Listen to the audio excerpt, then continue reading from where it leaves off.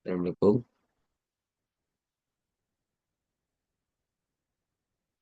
Assalamualaikum warahmatullahi wabarakatuh.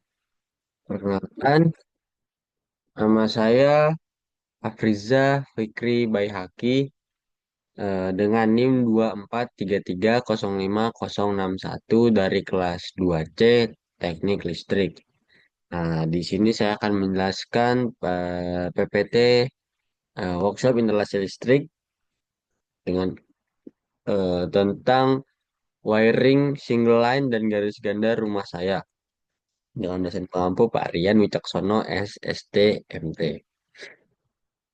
Eh, apa sih wiring itu? Wiring adalah sebuah proses menghubungkan perangkat elektronik dengan menggunakan kabel yang ada di dalam rumah atau bangunan. Nah, dalam dunia elektronik, wiring sangat penting karena merupakan langkah awal dalam membangun sistem elektronik yang terintegrasi. Dalam proses wiring, kabel digunakan untuk mengalirkan listrik dari sumber ke perangkat elektronik yang akan digunakan. Nah, jadi sebelum tahapan-tahapan yang lainnya, ya tahapan yang pertama itu wiring. Wiring ini sangat penting untuk langkah setelah atau langkah untuk menuju masuk ke kelistrikannya atau untuk menyambungkannya ke komponen-komponen lainnya. Nah, wiring itu dibagi menjadi dua macam, yaitu yang pertama ada satu, single line. Apa sih single line itu? Single line adalah sebuah diagram yang digunakan untuk menjelaskan rangkaian instalasi listrik. Rangkaian ini biasanya digunakan pada suatu rangkaian instalasi listrik rumah dan gedung. Diagram ini disebut sebagai single line karena menggunakan hanya satu garis untuk menjelaskan tiap sambungan kabel. Nah, jadi misalkan saya membuat sebuah denah dan mewiringnya, dan jika dalam denah tersebut hanya menggunakan satu garis atau satu kabel, itu dinamakan wiring single line. Nah, berbeda dengan wiring garis ganda. Masih sama pengertiannya, namun yang membedakan hanya jika garis ganda ini menggunakan dua atau tiga garis atau tiga kabel untuk menunjukkan hubungan antar komponennya. Nah, apa sih fungsi wiring? Yang pertama itu mempermudah perencanaan, pemasangan, dan perbaikan sistem kelistrikan rumah. Nah, jadi untuk kita merencanakan atau melakukan pemasangan dalam sistem kelistrikan rumah, yang pertama kita lakukan adalah wiring.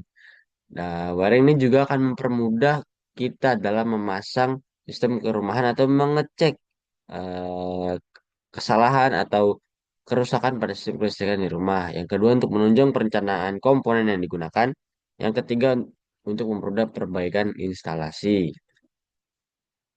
Nah, jika kita ingin melakukan sebuah pekerjaan pada proyeksi atau dalam industri, kita wajib tahu apa itu APD. Nah, apa sih APD itu? APD merupakan perlengkapan penting perlengkapan penting dalam keselamatan dan kesehatan kerja. Atau ketiga, untuk melindungi diri dan pekerja dari resiko cedera dan penyakit. Nah, berbagai jenis APD digunakan untuk berbagai sektor industri dengan fungsi utama untuk meminimalkan risiko kecelakaan kerja dan meningkatkan produktivitas. Nah, jadi APD itu bisa bahasa kasarnya membuat kita pede dalam melakukan sebuah pekerjaan karena kita tahu kita menggunakan APD, kita bisa merasa merasa aman, kita juga sudah meminimalisir risiko kecelakaan kerja dan kita bisa meningkatkan produktivitas pekerjaan kita. Nah, selanjutnya apa aja sih APD untuk atau apa aja APD yang kita gunakan saat melakukan wiring? Nah, yang pertama ada sarung tangan listrik atau insulate gloves. Yang pertama ini untuk melindungi dari sengatan listrik saat menyentuh kabel atau komponen yang aktif. Nah, yang kedua ada sepatu safety. Ya biasanya ya solnya itu tahan listrik dan memberi perlindungan dari benda jatuh atau benda tajam yang bisa sesekali menimpa kaki kita. Nah, yang ketiga ada baju kerja berbahan tidak konduktif. Baju ini tidak boleh mengantarkan listrik biasanya berbahan karton atau berbahan bahan teban. Nah, sebenarnya ada beberapa APD lagi yang bisa kita gunakan seperti kacamata, terus seperti masker, itu juga sangat dan juga helm proteksi kita jika kita ingin mewiring sebuah industri gedung.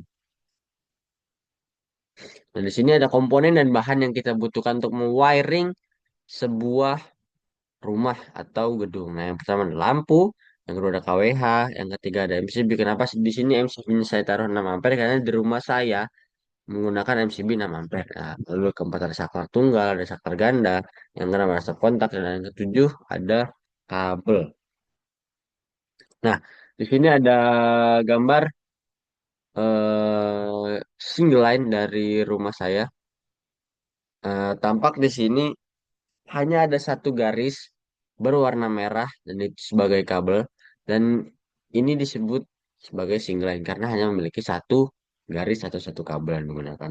Tapi di setiap komponen yang ingin kita sambungkan melalui kabel tersebut, di sini ada eh, lambang, lambang atau simbol dari penentuan kabel apa saja yang masuk ke komponen tersebut. Seperti di sini contohnya ada simbol stop kontak. Nah, di sini stop kontak di sini ada menggunakan warna kuning grounding, warna biru ada fasa, yang hitam ini ya, yang biru adalah netral, maaf, dan yang hitam ada fasanya. Lalu di sini ada di lampu, di sini lampunya ada dua, tidak menggunakan grounding, yaitu hanya fasa dan juga netral. Nah, berbeda dengan diagram garis ganda. Nah, garis ganda ini lebih kompleks dan lebih jelas. Di sini menggunakan tiga kabel sekaligus. Yang pertama ada warna merah. Warna merah menandakan sebagai kabel fasanya. Lalu ada kabel biru sebagai kabel netralnya dan juga ada kabel kuning untuk groundingnya. Nah,